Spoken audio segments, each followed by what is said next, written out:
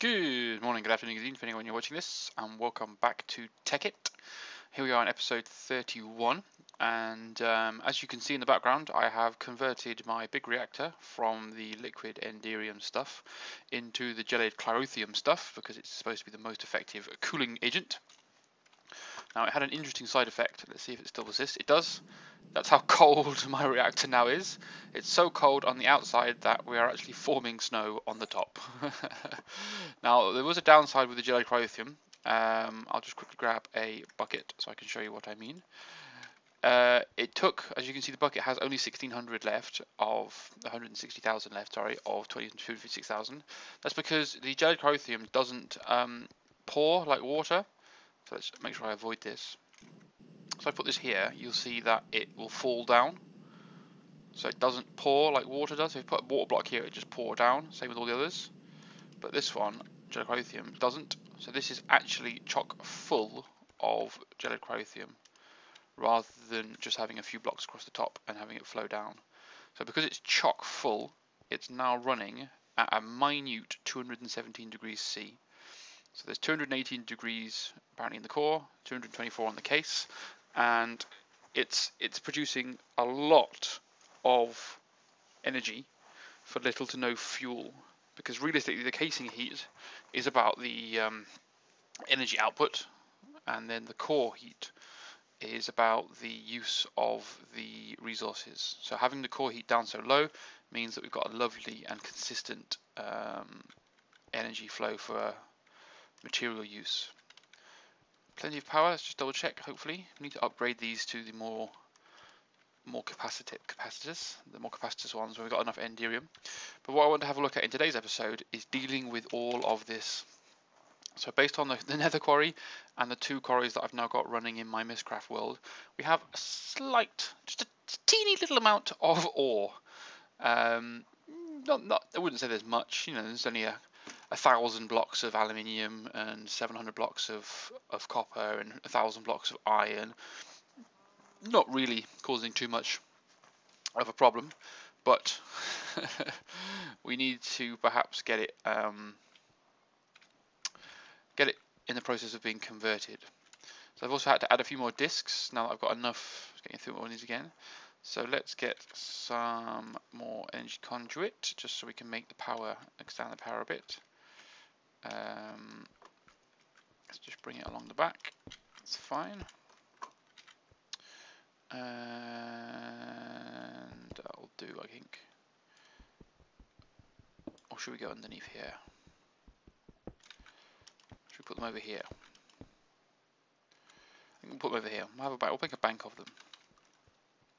So what I need to do is bring down a couple of these machines.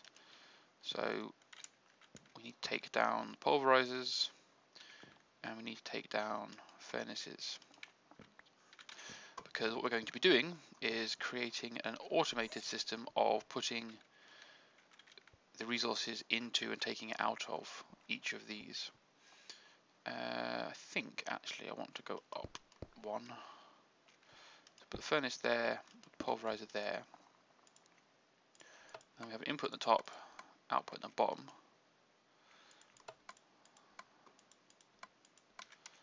That should be all good. So we're going to need to make some of the import and export buses, which means we need some of these, which does mean we need some of these conversion matrices. Now I should have a nearly unlimited supply of the golden chipsets nowadays. We should have. So we should very comfortably be able to put these in here. And we got one before we ran out of iron. It's a bit of a shock. But we can easily cover that.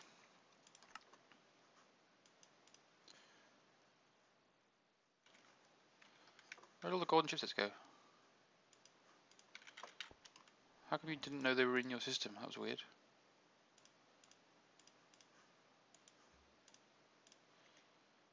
What did I do wrong then?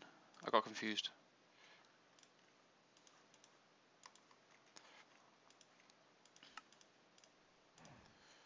So we should now be able to make 2 of those.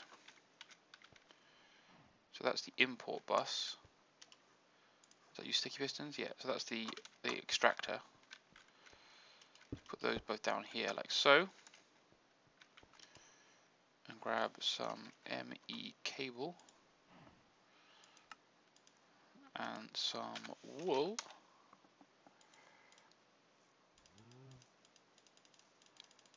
Don't need very much, do we? We can bring this along here.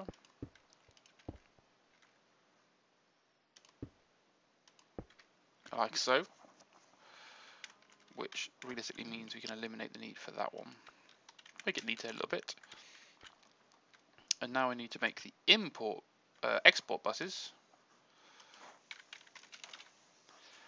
Because the export buses are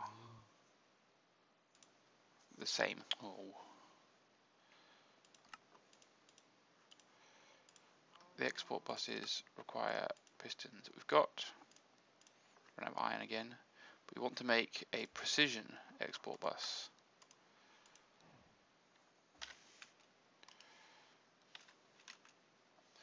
Oh, did we use exactly 11 chipsets? Again, good job, I've got a nearly unlimited resource of these now.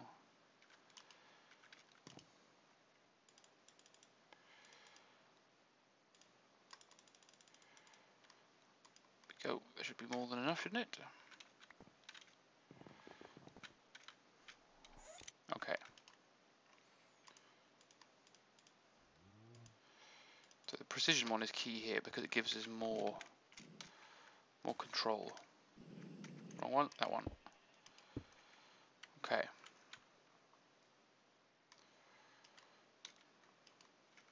Yeah. So that puts us together. So now, what we need to do is take some of the ore. So let's take, for example, the redstone ore. Where's redstone? Ruby, redstone. So we have 254 blocks of redstone. If we put this in here, it will start extracting it into here. Now we could put it a stack at a time, but we don't need to because it's realistically going to be producing the redstone blocks for us. Oh, I put it in the wrong one. That's not good. I'm going to put it in that one.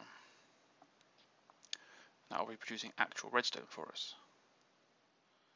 Now 24 at a time is probably not going to be enough, is it? So we need to make a precision export bus, which is why I brought the extra gold and chipsets. Gold. Which apparently don't come up in the system because they're called basic processors. Helps if you use the correct name. If we put this down here now and tell this to extract stacks at a time, it should rip all that out much faster. Yeah, perfect. So that's the redstone. So the furnace we realistically just want to use for dust, because after we put all of this through there, we're going to want to start dusting it. The platinum ore is very important. That's going to give us shiny metal. I think that's pulverized as well.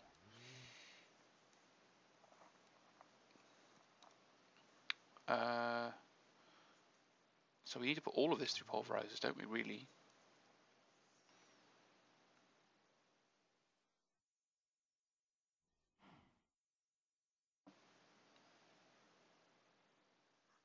Well, let's just double check.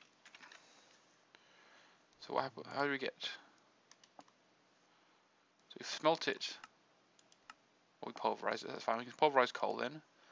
Diamonds, pulverized. Gold, pulverized. Iron, pulverized. Lapis, pulverized. Redstone we know is getting pulverized. They're all getting pulverized, let's be honest. So we can take all of the copper ores, all of the nether ores, sorry. Let's do one of those. Is there any way of getting one? No, let's take a stack each time then. Diamonds, gold, iron, lapis, lead. Don't care about those for now. Pig iron. Use pig iron to make steel. Redstone's already being done. Ruby, don't care about that. Saltpeter, we'll come to that later if we need it. Silver. Sulfur we can leave. Tin. And that brings us through all of those. How many of these can we get in here then? Can't open any in here. So, what? Apparently I just put a stack in there today.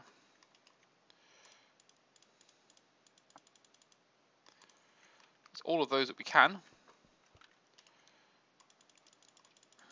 And that means that will start to just go through the process of pulverizing all of those at a continuous rate. We need another pulverizer, don't we?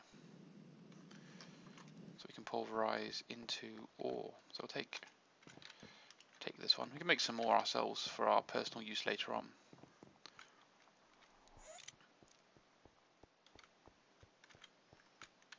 So put another power cable and drop that in there. Realistically, that's no use there at the moment. Come here. There we go. That's not helpful. So we can precision export some things into there.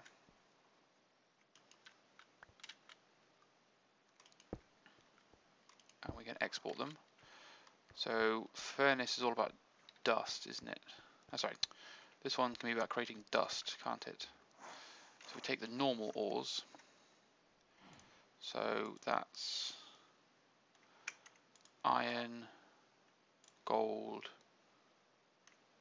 Those will be the key ones for now. Uranium, tin and double tin. Yeah, so if we put those into there, and then we need to configure this, don't we? Like so. That will start to pulverize ores. And that will keep it stacked. And we can take the copper, double copper, tin, and put those in as well. Realistically, we're not going to need anything other than all of this doing, are we? So that will now work its way through the whole of our system, just producing massive amounts of dust, which will go into different places. I know it will, but that's fine. So why do I need... There's something interesting that I can create using redstone ore. I just can't work out what it is off the top of my head.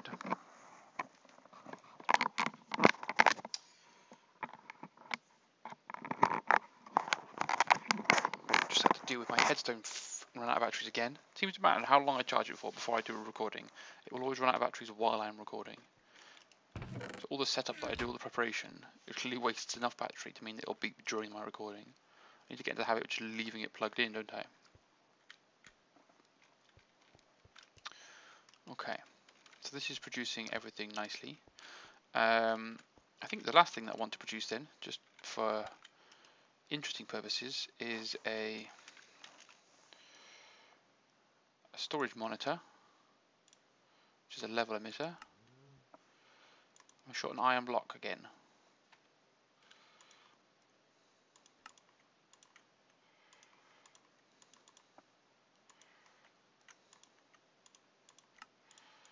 A level emitter,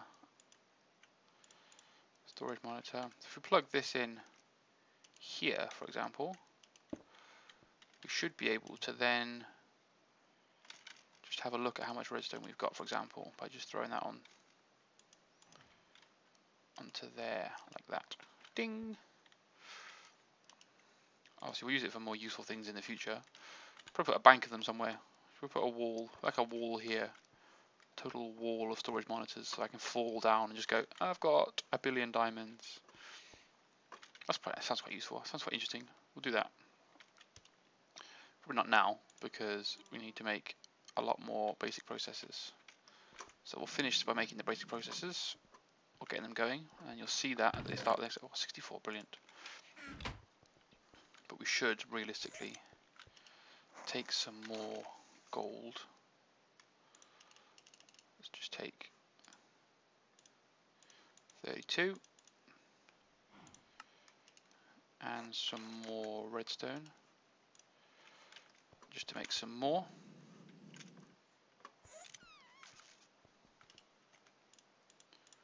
There we go. I'll leave that going. Missed. And basic processors, 64 of those. Leave one out just because, to see how many I can make. We're out of fluix dust, which I think I've got some more in here. 6, wonderful. Not quite as much as I would like.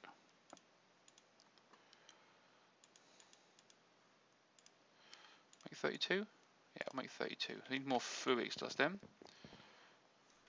So 32 basics processors means we can make quite a few of these. 29, I'll do. We're gonna have iron again. We'll have to get the iron. That's what we'll have to do. We'll have to put the furnace on cooking iron. That's what I'll do off camera. So we'll make some more storage monitors. So we've got 18 before we run out of iron again. So I'm thinking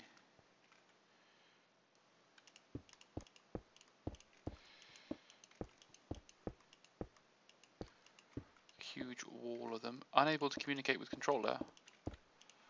Oh, because it was isolated. Let's just make 2 more then quickly. Just so that we've got the nice gap in the middle. And then I'll fill in, I'll make it all the way up to the top and probably 1 more wide because I can take the cable out and it'll run through it, that's fine.